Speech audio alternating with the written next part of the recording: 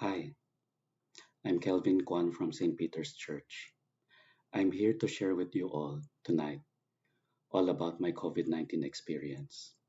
I've been blessed with generally good health for most of my life, and when the pandemic struck, even if I still had to go out for work, I made it a point to make sure that I practice all of the guidelines and mandates: social distancing, masking, disinfecting, to make sure that I protected myself from the virus and to protect also the safety and well being of my family and coworkers. However, on November 24, 2020, midday through work, I could sense that after lunch I was not feeling like my usual self. Something was off with my body, so I went home. And true enough, that was the onset of my fever. After 2 nights and 2 days, the fever still hasn't gone down, and I was feeling um tired and fatigued, so I decided to go to a nearby hospital.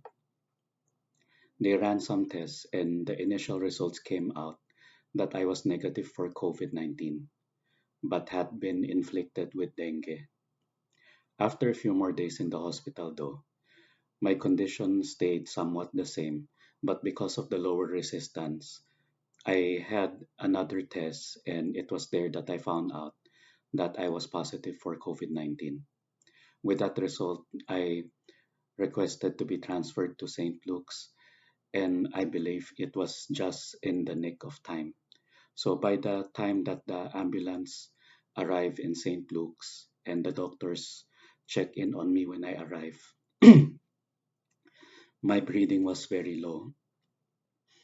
I was very weak, and the fever was still um, very much plaguing my body. The doctor saw my condition and they had me intubated soonest. I was in sedation from December 2 until I woke up finally on December 12th. When I opened my eyes, I did not know where I was. I could not recognize anyone. There was no friends or family. I later learned that was because I was in the ICU and people were not allowed. Everyone who I saw was wearing PPE that looked like astronaut spacesuits. So it was very scary. And even though I had finally awakened, I could not move.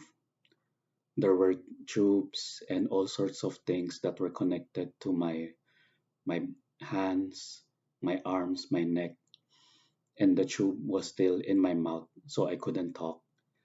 I did not have my glasses on, so everything was a blur. The hospital staff were very friendly, and slowly but surely, I began my road to recovery. In those quiet moments in the hospital, after I woke up, I had a lot of time to reflect, and I slowly began to remember everything that happened before I got to the hospital.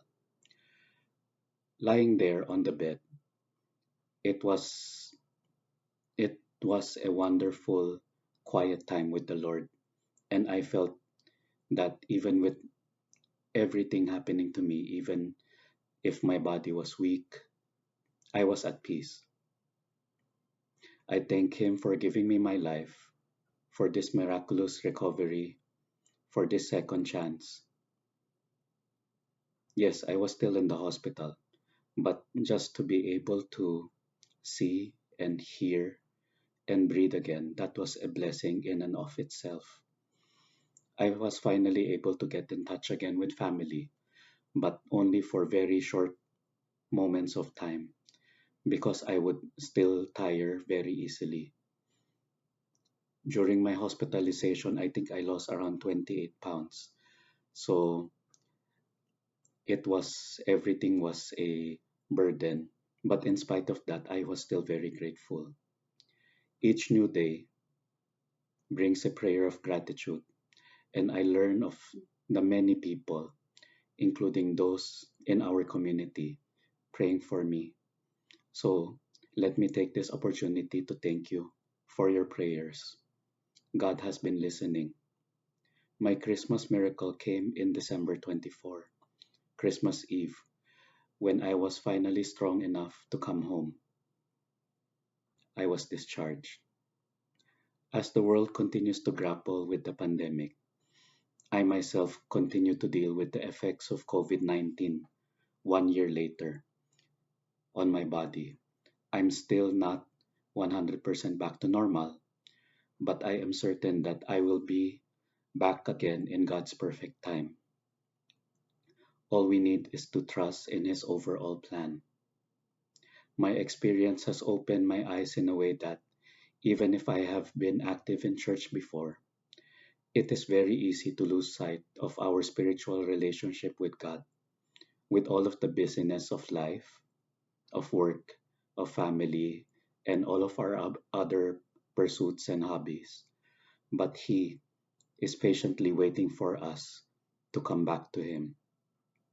His light is ever radiant, ever shining, so that we can follow Him.